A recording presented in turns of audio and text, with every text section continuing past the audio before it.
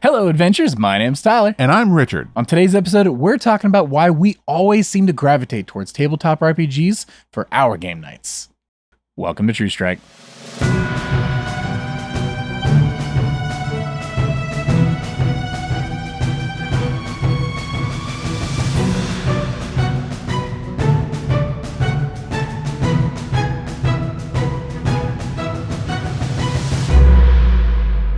Howdy, folks, and welcome back to the show. Howdy. Hi. So today we're talking about why we always seem to gravitate towards TTRPGs. Yes, he says seem, and we had a little conversation about this before actually, sitting down to record the episode, because I don't even say seem. Like, I think we just do, right? No. Well, hold on. All right, I look back in Gen Con 2024, we played board games. Yeah. That we did. That's a fact. What board game have we played since then? Since then, It is now April. we played Sky Team. Did we? Yeah. When? At the office one day. That was before Gen Con. That was not after. That was after Gen Con. No. You bought it at Gen Con. I bought it Gen Con 2023. Yeah, I know. And then we played it after. This was a couple months ago. No, different year. You're talking about a year Is ago. it a different year? Yes. Who can know? The first Gen Who Con. can know? Not the second who one can we went really to. know? Me. So yeah, do I wish we had played more board games in between then and now? Absolutely. I love playing board games. We have a great group of friends that we get together, and every other week we run through another session of Curse of Strahd. Very occasionally, especially when other groups and companies are sending us books for review, Richard almost always will learn the system. I believe I learned Dune, Imperium, stuff like that. And we, you guys usually see that we put out the content usually, except for one more quest where we get these games ready for review, and then we go out of our way to play something else other than D&D for the night. And pretty soon, Daggerheart's gonna be releasing, and we're gonna be playing a lot of Daggerheart. It'll be like goodbye D&D, at least for a while. We're gonna be jumping into a lot of Daggerheart. At least that's the plan. But nowhere in there did I say the word board game. Yeah. It's interesting because the way this discussion actually came about was we were talking about playing board games. Yep. We're talking about getting together to play a game, just in general, board games, period, and board game night, because we used to have a weekly board game night when we had more time. Mm-hmm. And I think it came up where it's like, okay, well, we could always go play this. But then immediately you said, well, we're not playing Strahd. We could play a board game, or we could play Monster of the Week instead, which is just another TTRPG. And then it got to the point we were talking about, like, okay, well, why is it that we're gravitating towards just going on into Monster of the Week now instead of, playing a board game, that which we have a lot of? There's so many unopened games. Yeah, there are a lot of in games. this studio alone, let alone in our respective homes. Yeah, there's still stuff on the inside. I mean, I've got so many board games at home. If you've watched any of the shorts that I've done, and I've had board games in the background, you've seen just stacks and stacks of games.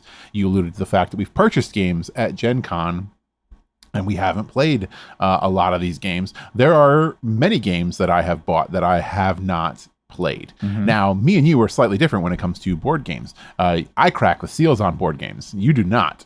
Right. Yeah, so there are games on these shelves that are still nice and cellophane and wrapped up, ready to be played, but not ready to be played because they are not They got to be punched out at all. Well, that's because I want to know which ones I haven't played yet. All the prep work has to be done on these. I, however, am very different. I buy a game and I immediately prep it for play.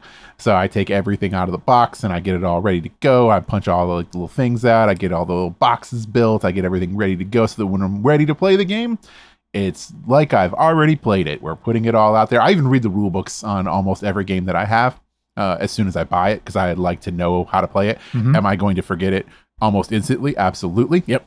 It just goes one and right out before we play it, and I have to watch a YouTube video or read the book again when we actually go to play it.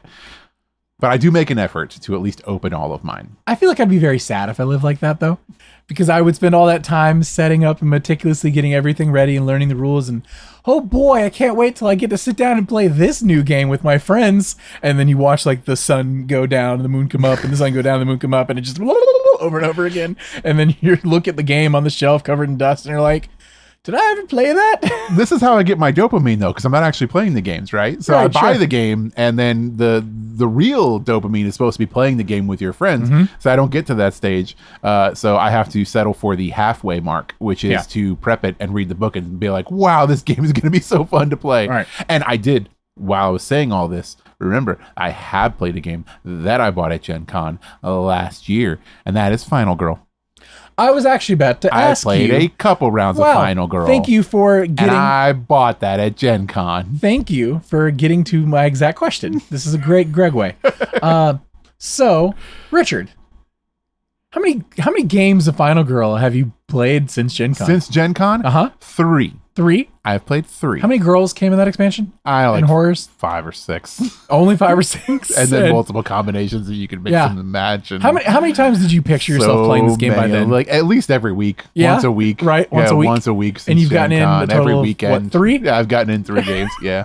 Would you say maybe it was not the best purchase? So Nothing against Final Girl. Great game. Amazing game. Soul, if you don't know anything about it, it is a single player game. Think your typical like horror movie thing. You're the last girl standing right. Richard plays it. I don't. I'm outsider looking in. It's always like stacked against you, I believe. Yes. Where the horror is more likely to persist and you were likely to not persist. Yeah, it's one of those single player board games that you fail on quite easily, and you do not always win. It's you have to really work to win at this game and actually play the system and not cheat. And it's a very unforgiving horror game, which is supposed to be, you're the survivor, the last survivor. And it's a great game, super well designed, everything from the miniatures to the boards, the pieces to the game design. Van Ryder Games, awesome people, super great designers. I've met many of them at Gen Con. They're up to 3 seasons now? Yeah, and they're at 3 seasons has right now. Multiple combinations of girls and killers, and they're all completely compatible with each other. So you can play them as standalone seasons, or you can mix them up completely. So really, really great. But as you said, was it worth it for me to buy that? So I've only gotten to play it like 3 times since Gen Con last year. That's because I'm just a busy individual. It wasn't probably the wisest purchase choice for me because I don't get to play it as often as I would like. Do I regret the choice to buy it? Yes and no. Yes and no, because I there could have been things that I bought that's the thing it comes back to. So there are other games that I didn't buy at Gen Con that if I had bought them, I would not have played them yet because I would have required a board game night to play them. So at least I'm getting use out of Final Girl. Whereas the others, I wouldn't have gotten use out of because, I don't play them as often. Think of all the burritos from Buc-ee's you could have purchased, though. So many burritos. So many burritos. So many it would burritos. Have been so good. Yeah. It would swim in burritos. Yeah, that's one of those ones where it's definitely, I look at it and I think like, wow, like you should have opportunities to play this game, but you're so busy you don't. And part of the reason you're so busy, because I know for a fact you have multiple hours every other Wednesday set aside for playing games and nothing else. And any of those weeks you could choose to play Final Girl for like 4 to 5 hours. And instead you choose to drive way out of your way and you come to my house and you play the vampire game. The vampire game. Which will at some point turn into the Daggerheart game. We haven't decided who's going to run what and et cetera like that. We'll probably actually do shorter campaigns than that, so we'll probably be switching up a bit. So I'm actually kind of excited for that too. We'll see. I just want to dive into Daggerheart. That's the last time I'm going to mention it for now. We'll probably get back to it, I'm sure. But until then, yeah, we've discussed like, hey, if we finish Curse of Strahd, I know one of our players who was always there from the very conception of the board game nights, that every other week we would get together and we'd play board games for like 4 or 5 hours. And, sometimes we'd get together, we'd play the same games. Often we'd have new games, and it was a big thing. Like this is a bi-weekly occurrence that turned into doing these, D&D nights and other tabletop game nights. And I have trouble looking back at the transition as a negative, whereas he is very vocal that he wants to play board games instead. He doesn't want to end the game we're on now. Yeah. But after wrapping it up, he wants to take a few months and go back to playing board games because that is his bread and butter. And he wants to try out new games, replay some games we already did, and crack some seals and get to it. And I have trouble seeing a future where I would rather do that than move straight into Daggerheart or Monster of the Week or Candela Obscura or all the other lovely games that you guys out there in the comment world have recommended to us, because we have a whole lot of games we need to work through. Yeah. Yeah, it's funky. Like, let's look at I say board game, but like a simpler board game, more well-known board game. Wingspan. I have Wingspan unopened on the shelf. Yeah. I have never, obviously it's not open, I've never played. This isn't like, I played it at someone's house and I had such a good time, I went out and purchased it. I've never played it. I purchased this game purely off the fact that everyone's like, this is the best board game ever made. And I'm like, you know what? Bet. Even if 70% of you are right, that's great odds that this is, or like this game's probably gonna be really good. Even if it's not my favorite ever, it's probably gonna be really good. It's not even open. Yeah. This thing is wrapped. I don't know when I'll ever have time to play it. I could not tell you in the next year when I will get a chance to play Wingspan, unless the creators of Wingspan write us a message and are like, we would love if you played this game. Here's $5. I'm like, all right, you know what? Money talks. But until then, we're probably going to keep playing tabletop RPGs, if I'm not mistaken. Throw the ball to you. Yeah, and it's an interesting thing because we're not starved for board games. We keep saying, we've got a lot of board games, and it's not just like the board games are bad either. No, because we have some really top tier stuff out here that we have played once or twice. Deep Rock Galactic, for example, is massive game that is so good, so much fun. It is just an insanely fun game to play. But it is a game that's going to take time. Like, that's a game that takes, it's not just a game you set up and you play for 40 minutes and then you move on to another game. This is a game that takes up an entire game night kind of a situation. A full 3 to 4 hours game night. And there's at least, 15, 20 built-in sessions, let alone the randomizer. Yep, exactly. And then we have games that are designed to be single use. Like, so one night, you can play that thing in, like 1 3-hour session, 1 2-hour session. And then we also have other games that are much shorter games that can be played in, like an hour chunk or something like that, where you can get through, 2 or 3 games in an evening. Regular fun games like Heck. A little snake game where you're like bidding for friends, using eggs behind teeny tiny little DM screens. Extremely fun. A wonderful con game. A game that will live in my backpack when I go to conventions because it's fun to break out. You have a wooden stacking game. That is called what? Stacks? What's the game called? Steps. Steps. With the tiles that you flip. Yeah. That game is amazing too. And games like this that are perfect for, I think, those pop-up moments, right? Yeah. And those are the games I think are extremely useful for us in our current situation because it's the unexpected free time. Yeah, the unexpected free time. But our planned time. Yeah, our planned time. Like I said, we're definitely not starved for games. We've got some really good stuff out there. So you'd think it would be an easy decision to say, well, we have some free time. Let's crack open some of these games and play them. But you and me are kind of the same mindset, which is where this whole thing came from, which is when we think about it, we are like, oh, we have free time. Should we play a board game? We immediately err to, no, we shouldn't play a board game. We should play something else. And we're definitely not starved for TTRPGs either. Nope. Because there are a lot of really cool options out there. Stuff that you guys have recommended, stuff that we already have, or something that we've already played. These are, systems that we're used to or systems that we're not used to completely. And that's the weird thing, is it's not even a comfort zone thing, because both of us are willing to learn and operate in a new system that is in the TTRPG space, like instantly. Totally. It's not a question of convenience, like, where it's like, it's easier to play Dungeons and Dragons because we already have a session that we're running in, right. And nobody has to do any, work or anything like that. Arguably, there's more prep involved in playing a TTRPG, especially for the person who's going to be running that game, because they have to have a good knowledge of that system to make sure that everything is there. Sure. Plus, they have to have a good knowledge of either the module that they're running through, the short story that they have written up for this or made up, and all of the stuff that goes along with running a tabletop RPG for your friends. So arguably, there's more prep, I think, involved in that. So it's not even a thing about convenience. So really, what is it? Why is it that we have this wealth of amazingly produced games that are like top tier, super fun, some of them easy to learn, some of them very complex, maybe not so easy, but just generally super fun games.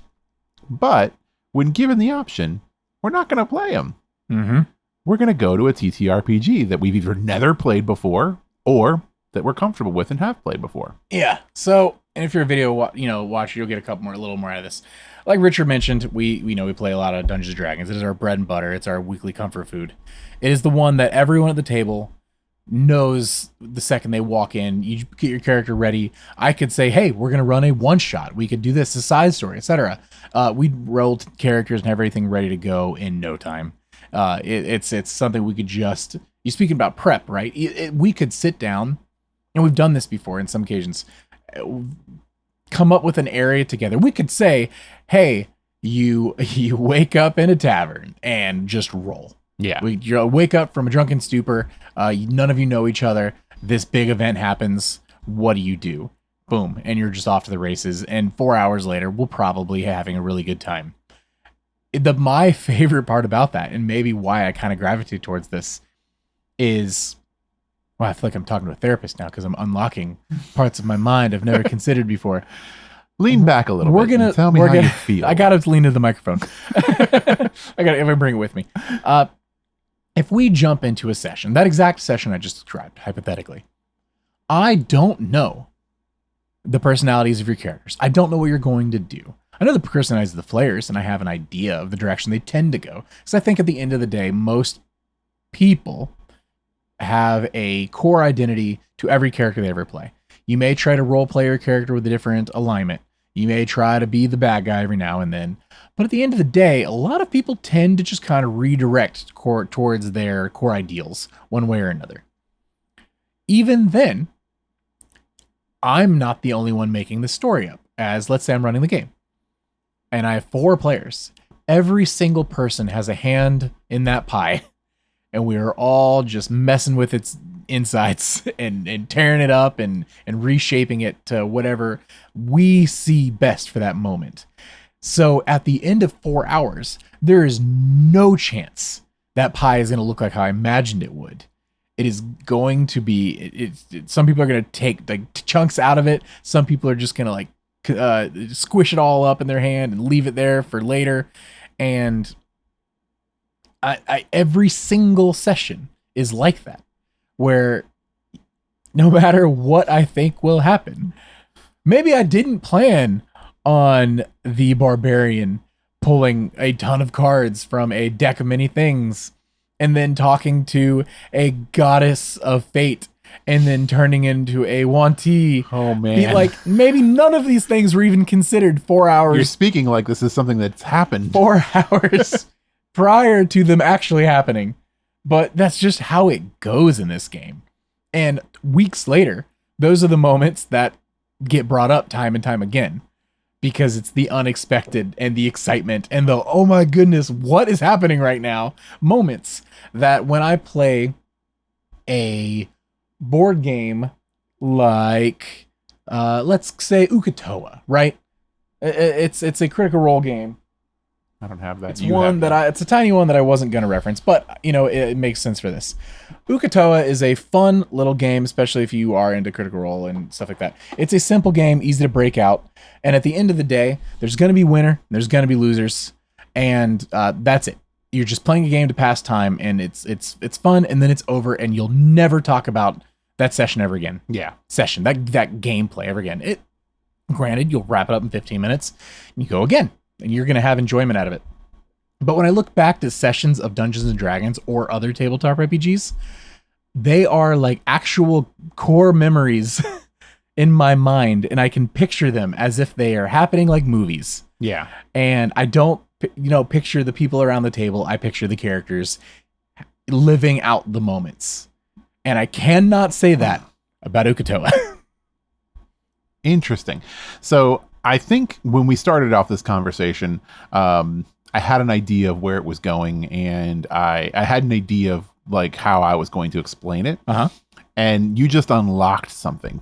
See? You just made an Wiggled something extreme loose. point. You wiggled something loose that really resonated, and I think you just hit the nail on the head here, because there's a lot of games like, you know, we have played, and like I can definitely ask you right now, and you're probably not going to be able to answer me.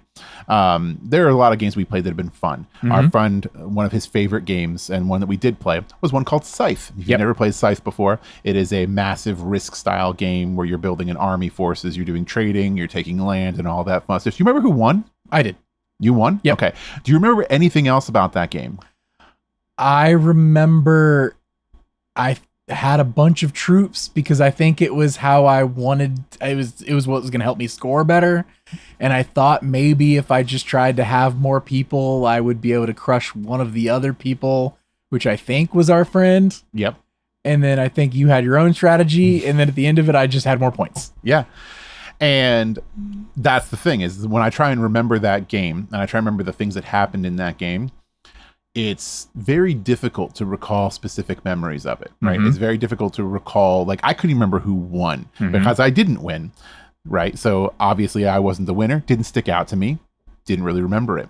When I think about things that, like games that we really super enjoy, things like Dice Throne, I can remember having a good time playing Dice Throne. I love Dice Throne. But as far as individual details of games to talk about, oh man, that one time I rolled, 3 6s and then used a card to make another 6 a 6, and then used another card to make another 6 a 6 and rolled an ultimate, could be literally any number of games. It was every game for you.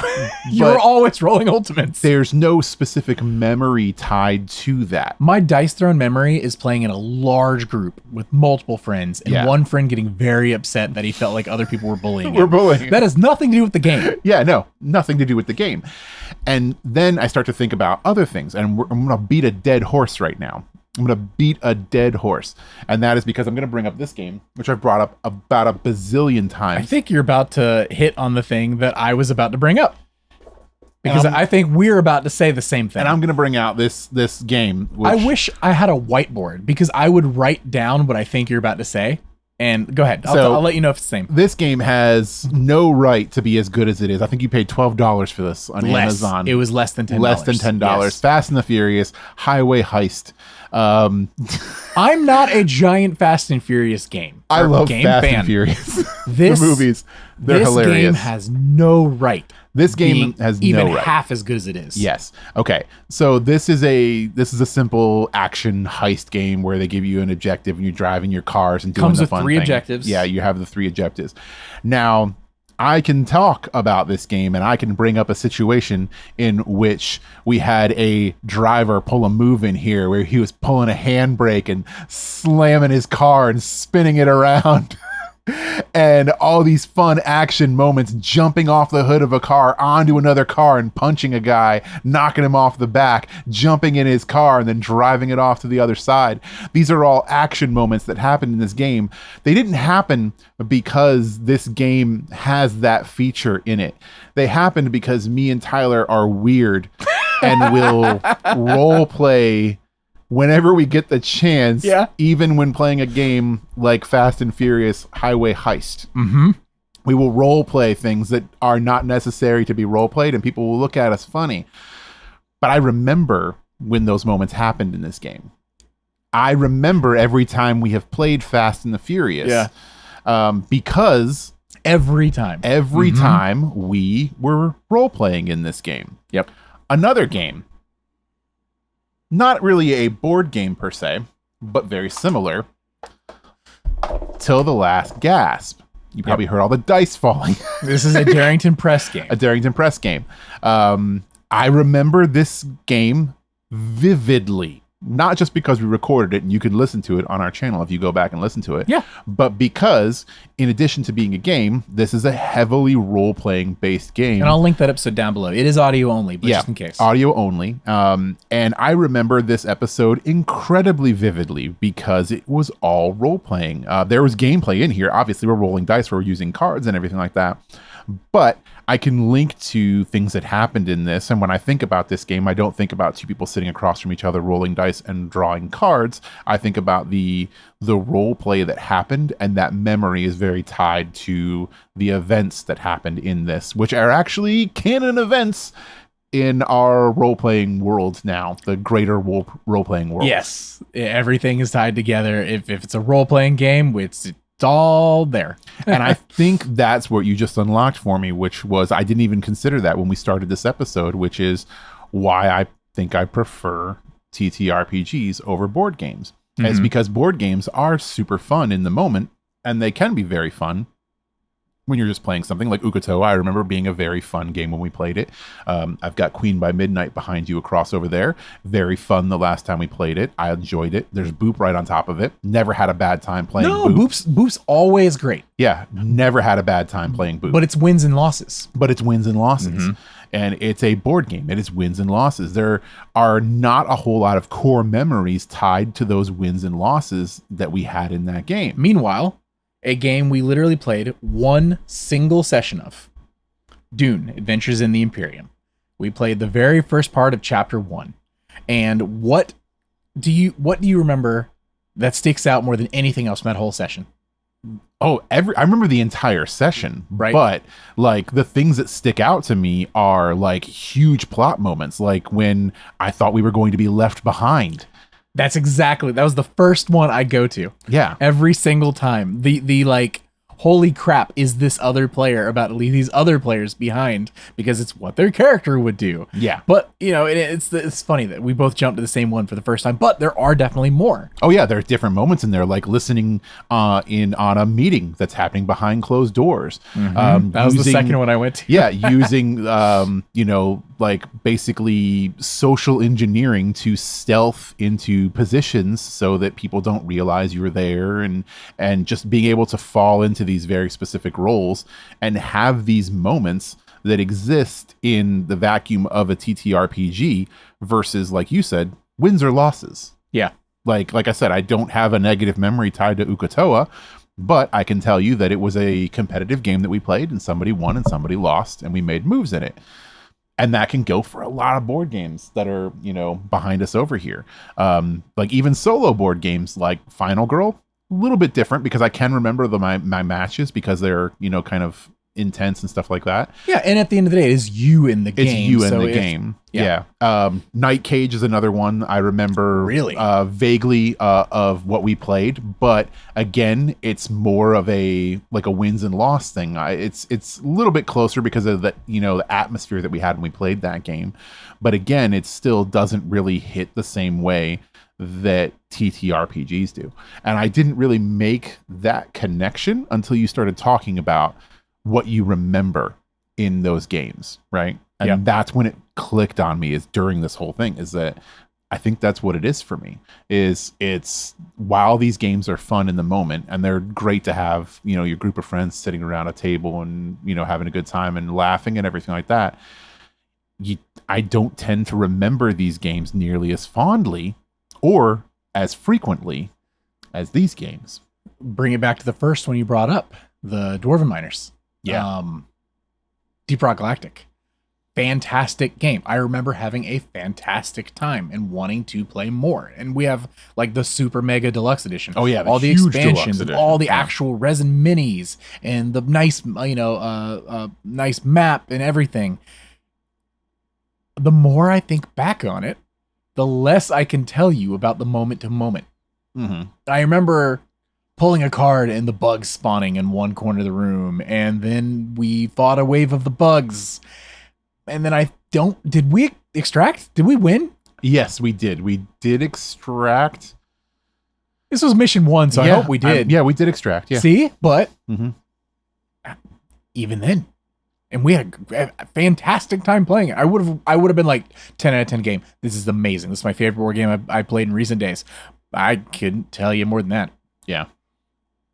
Yeah, it's an interesting conundrum.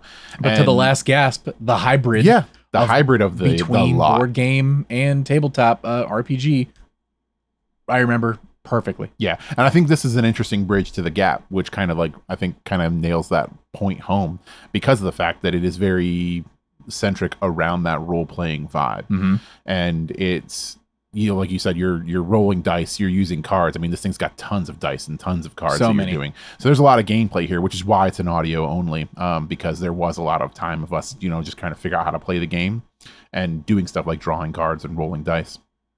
So it didn't really translate well to video at the time. I'll say at the time, a lot of the podcast was audio was only, 'cause audio we were only, kind of period. just we're even nowadays we're still just trying to figure it out as we go. Yeah. But like I said, it is interesting that like the games that we inject role playing into, I remember. Like I remember a lot more than any game that we haven't injected role playing into. And it's so natural at this point. Yes. Like we didn't sit down to play Fast and Furious for the first time and we're like, you know what would be cool? If we pretended like when we flipped the car around, we would use the seat to ejecto-ceto us through the windshield and land on the next guy's car and then rip him out and steal his car. No! The game just said, hey, if you're pulled in front of this car, you can roll a dice to see if you can jump on the other person's car and then, you know, take control of their vehicle. And it's like, okay. And we just say the thing. Yeah. Because we think the thing is funny. Yeah, because we think it's funny. And we it's fun. enjoy it. We get our ha-has and we laugh and we have a good time and we smile. And then we look back at that moment like Vin Diesel went like a torpedo head first through a windshield, landing on a sedan behind him. A guy looking up, quivering in fear, having his collar pulled up and thrown into the middle of the street, being ran over by a semi. That didn't happen. Yeah. But it happened for us. Yeah. And it's interesting. And other games too, like I think that the memories that I have of us playing Descent, which we haven't finished yet, are No, and I love that game. Yeah, exactly, because of how it is. You know, it's a board game, but it's a hybrid. You know, you have characters, there's role playing in there if you want to be. The cool like tablet, like the electronic tablet thing, part of it. Mm-hmm. You get like audio and little cutscenes and bit and stuff like that. It's really fun. I know that's one of the main games our friend who's big into the board games wants to play when we get a chance. Wants to continue to play Mario. But when do we get a chance? Yes.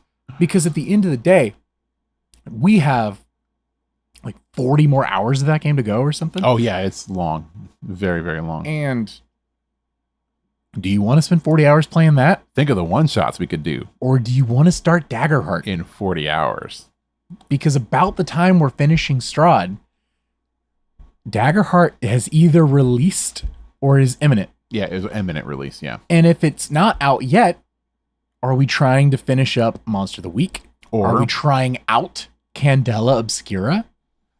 Are we going back to Dune? Because I could be wrong, but I think you guys loved Dune. Oh, I would go back to Dune in a heartbeat. I remember finishing that session and I was like, dang, I could play this for the next couple months instead of D&D. I had a fantastic time. You guys were amazing. And the system is a very fun system to run. And it does not have the right to be as good as it is, but it's really dang good. So yeah, out there, if you don't know Dune at all, it's harder to sell. One of our players didn't know Dune at all, and they had a great time. If you are into Dune, look into Dune Adventures in the Imperium, because it is a great system. And we've played a couple of Modifius's 2D20 systems, including Dreams of Machines and such.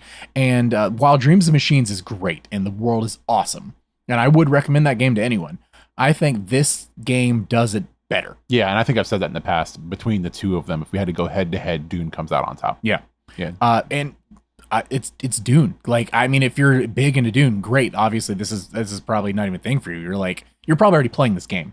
And if you are, please let me know how your experience has been with it, and if you're really enjoying it, or if there's any other Modifius 2D20 systems you're really into, which one's your favorite? Especially if you tried this one too for a good comparison. I could spend the next 6 months running this game, and we could play through the entire book, this entire like campaign. No problem at all. Maybe even less than that. I think we could for sure, if we said it at the time, run through this whole game, and I think we'd have a fantastic time, and I would look back with the fondest memories ever. But will I? Because we have so many other choices, and when I look at the choices in the limited time, not even a tiny bit of me is actually considering Descent. Yeah. Or other board games. Because there's so many games and that we've played a lot. No, that's the thing, is that it really comes down to, I guess, personal preference. Yeah. And I think we're both at that point now where we're looking for something different out of our game nights. And I don't know that board games fulfill us the way that they used to now that we're so heavy in the TTRPG space. And correct me if I'm wrong, we were playing an online,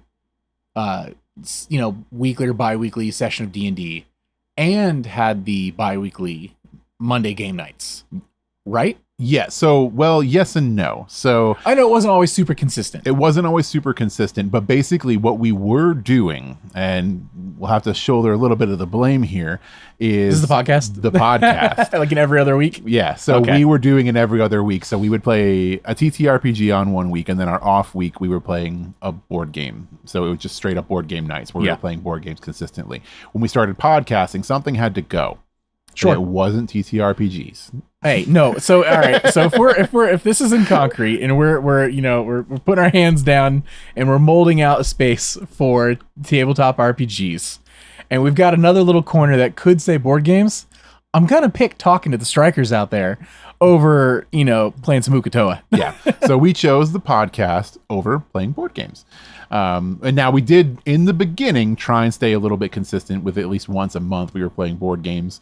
Yeah. We would try and get a board game night in there, but then I think it actually slowly started to become a TTRPG secondary night. And the few times that we didn't play board games, we ended up playing one shots in another system. Yeah. And then it just kind of went away. And now we're where we are, which is TTRPGs every other week and podcast every other week. Yeah. And that's when it comes down to when we have that free time, what are we going to choose? And why is it always TTRPGs? Because this is going to be coming up soon. Oh, very You guys soon. are rocketing towards the finale of Curse of Strahd, whether you like it or not. And I know for a fact that there's going to be at least one person at the table that's like, all right, guys, ready to go? And the rest of us are going to have to decide because, majority rules and stuff like that, etc. But are we coming together as a group and saying, hey, this isn't game night. This is roleplay night. Yeah. And are we looking to diversify and are we looking at tabletop RPGs as just another board game? And it's just, what game are we picking this week, guys? Or are we saying, sorry, bud, call us, we'll try to schedule in a session of Descent. Have your people call for your my birthday. And for now, we really want to try this RPG about being a startup chef in New Zealand. I played a lot of Dungeons and Dragons when I was younger in high school and stuff like that, but I was never as serious into role playing. Yeah. We gamed more. I don't know. It was kind of on and off, but I wasn't as serious into it as we are nowadays. And I think that I've gotten to a point now with where we are in our campaigns and where we are in our experience in TTRPGs that I'm finding it very hard to go back to the board game lifestyle. Yeah. And my personal is always now going to lean heavily towards TTRPGs. Because TTRPGs are giving me something that board games cannot. Because at the end of the day, I am not a super competitive person. Same. When it comes to... Depends. Don't you dare sit across from me and lie. I have like never that. once... Talk about saying. I have you never... saw my eye, the side eye. It came out. Look, when it comes to a lot of these games, right? It's not like that. Mm-hmm. See, Fast and Furious is all about family.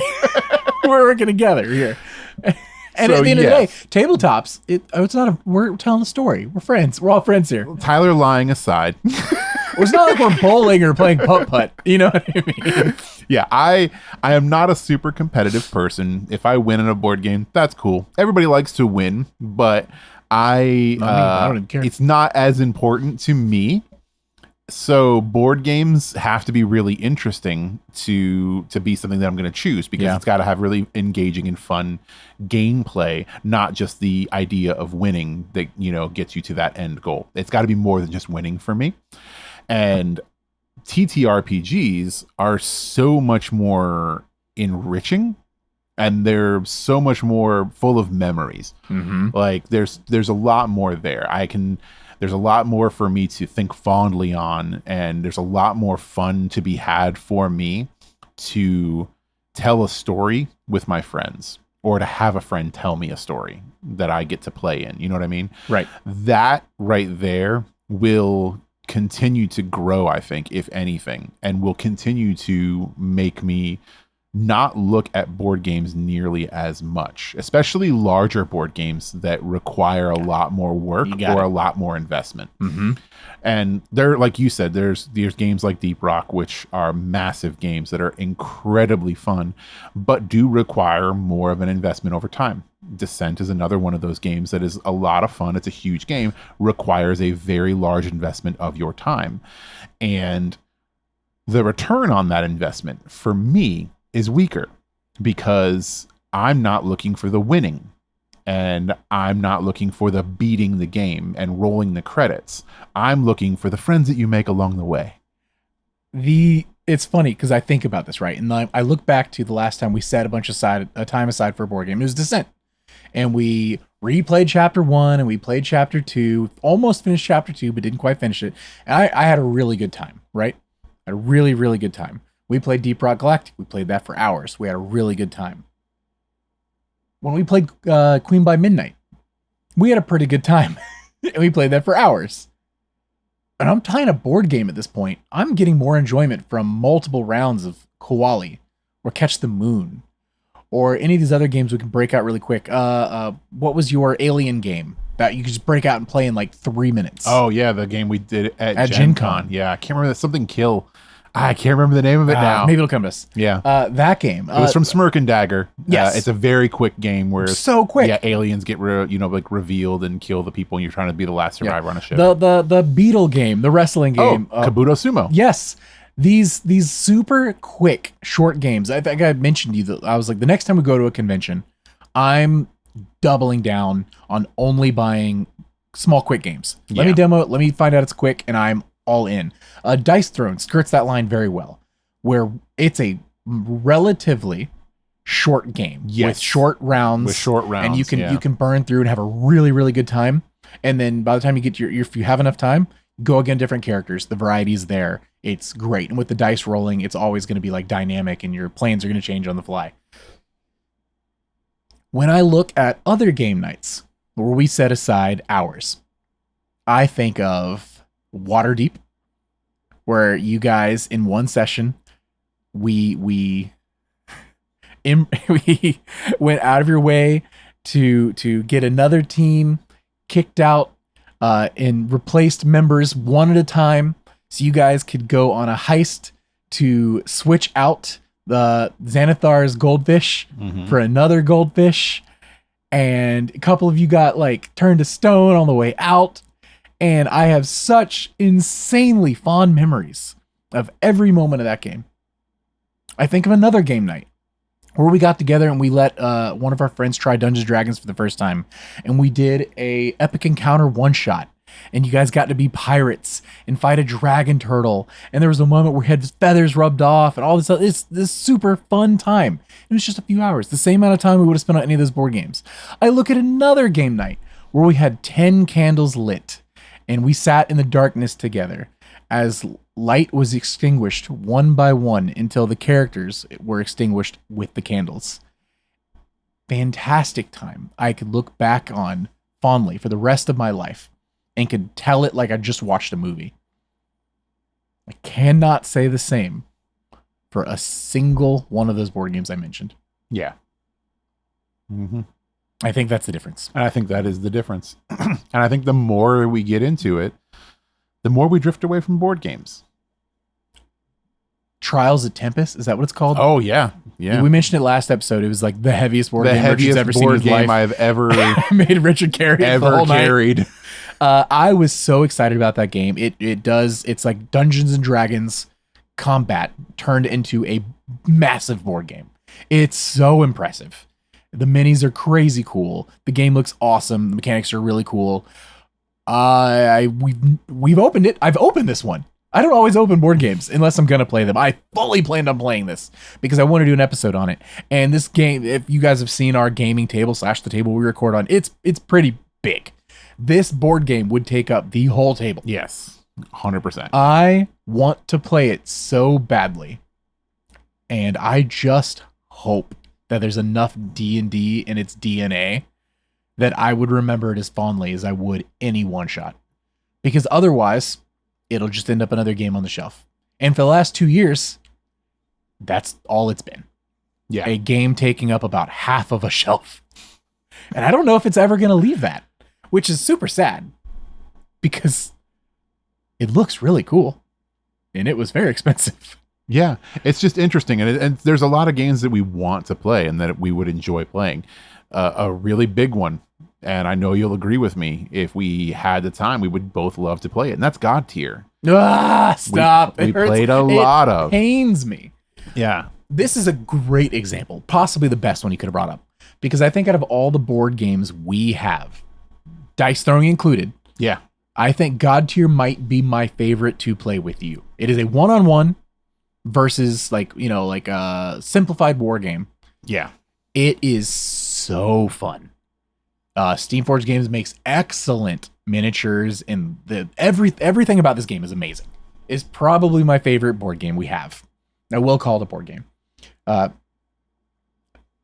Just like every other board game, except for Fast and Furious, I can't really recall moments. Time and time, I could be like, okay, there was this really cool move he did. Or this, I remember that you have dogs that like ran around and like, I remember plans being foiled and things like that here and there, but I couldn't even tell you who won those matches. Yeah, it's hard to really pin down exact moments in time that happened in that game, regardless of how absolutely fun it is. So fun. And when he says time, we're talking 3 hours. Yes, some of those games would take us 3 hours to play because it's like, it is a war game where you have troops and HQ units and you're moving them around, and it's like playing chess. It is a very, in-depth system, well balanced and well designed. Yes. One of my favorite games of all time, period. So Just much full replay stop. value. Yeah, one of my favorite games. And like you said, hard time really nailing down specific moments and times, even in a game that fun. And if I was given the option to sit down and we had some people, are we going to play God Tier, or would we play something like One More Quest again? Yeah. And I would absolutely run One More Quest again. Here's another weird one. Okay, well, God Tier, it's just like a one-on-one game. Let's say it's just me and Richard. We come in here and we've got some time. We've got, let's say, 3 hours. We could play a game of God Tier. Is the temptation super strong? 100%. It's usually not just me and Richard unless we're doing the podcast. We usually don't have that much free time. But let's say we do. We sit down. We've got our characters. We know we could run a game of God Tier. And then I say to you, hey, Richard, or I just got this new game sent over from Odysseus. I could run a one-shot for you really quick. It's not an easy decision for me. I could say that. It's pretty easy for me now. And I'm going to choose the one shot. Are you really? I'm going to choose the one shot. I think that's one of those ones where like I'd have to be like, all right, what are we talking about? Are we recording this, or what are we? What's the gameplay I'm here? going to choose the one shot nowadays, which is interesting. And it's like I said, I think it's showing more how TTRPGs have become just a more fulfilling form of art and time than standard board games to me. I do think the more people we introduce, it's just becomes, it's no longer a question. Yeah. Once we're at a total of like 4 of us, it's really hard for me to pick a board game. It really is, which is funny because a lot of board games are like, you need 4 players for this. And I'm like, sorry, I'm never going to play you ever. Yeah. Because I've got 4 people in the room. Guess what? We're playing a role-playing game. We're running through something. I'm either running it or Richard's running it. Either way, we're going to have a fantastic time, and I can't wait. I'm trying to bully him right now into playing more Monster of the Week. And I'm like, even if it has to be after Strahd, just run more. And he's like, well, what about Candela? And I'm like, we'll play that too.